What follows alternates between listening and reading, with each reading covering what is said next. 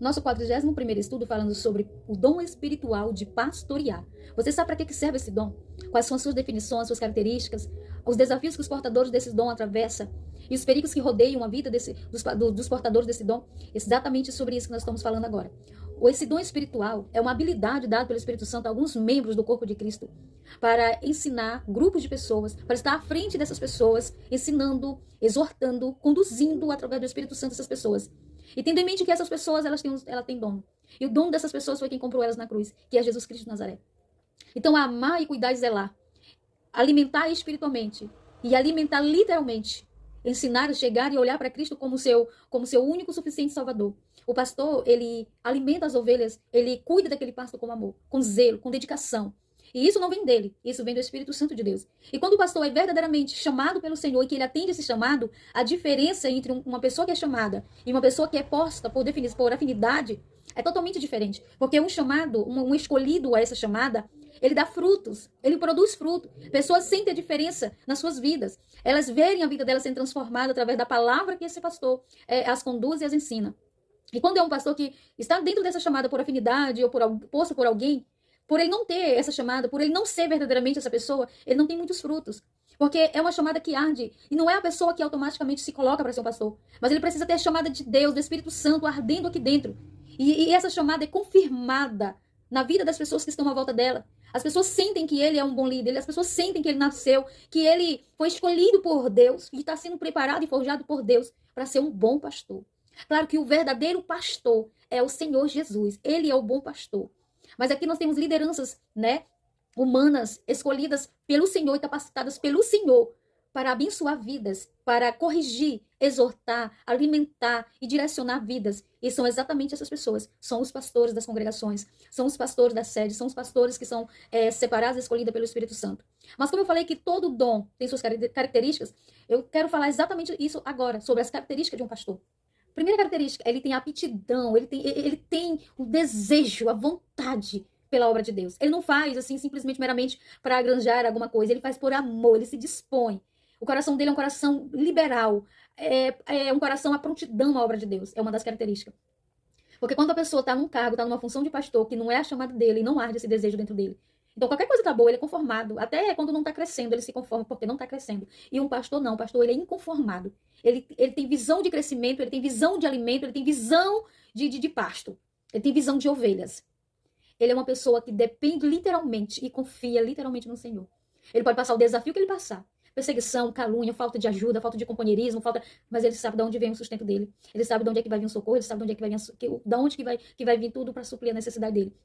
Tanto na casa dele, porque tem pastores que passam maior bardo na sua casa, como na igreja, na obra. Muitas vezes um pastor ele é enviado para abrir uma pequena congregação e às vezes ele não recebe suporte da sede, não recebe suporte dos irmãos. E aí o que ele vai fazer? Se ele tiver chamada, se ele realmente for um pastor chamado por Deus, ele vai buscar a ajuda de Deus. E sabe o que Deus vai fazer? Deus ele faz brotar pessoas do coração bom para abençoar a obra daquela pessoa. Porque é a chamada junto com aquele que chamou. A confiança dele vem naquele que o chamou. Ele é uma pessoa determinada, é uma característica dele. A determinação dele é tão grande de ver a obra de Deus dar certo, que ele não para. Ele não deixa o coração dele ficar desencorajado. Essa é a palavra. O encorajamento dele é tão grande, que ainda que todos abandonem ele, mas ele continua ali, com o coração dele firme. Dizendo para si comigo, mas quem me confiou essa obra foi o Senhor.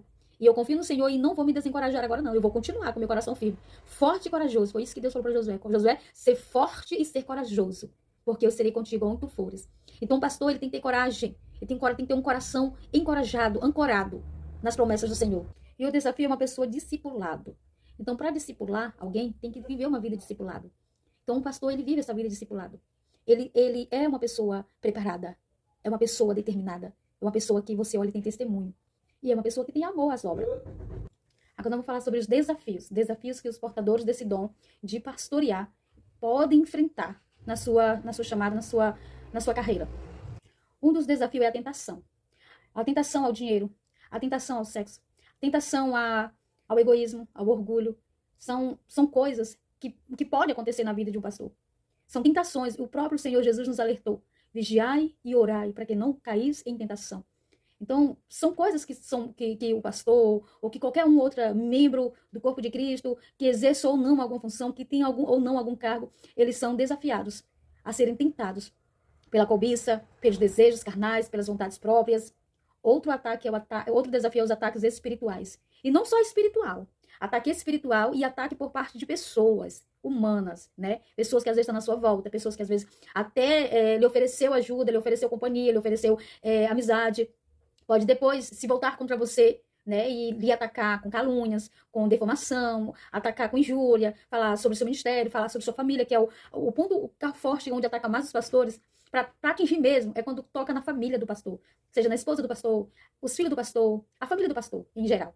Então é um ataque que é um desafio enfrentar esse tipo de situação. E outro desafio é exigir a fé e a comunhão dos irmãos com Deus. É um desafio muito grande, irmão. Você exigir do grupo, da comunidade, da denominação, da sede ou da congregação, que tenham fé e que tenham comunhão. Principalmente no tempo de hoje, corriqueiro, onde as pessoas estão cheias de muita coisa, cheias de muitas influências, é um desafio. E como todo dom tem perigos, vamos falar sobre os perigos que rodeiam a vida de um pastor.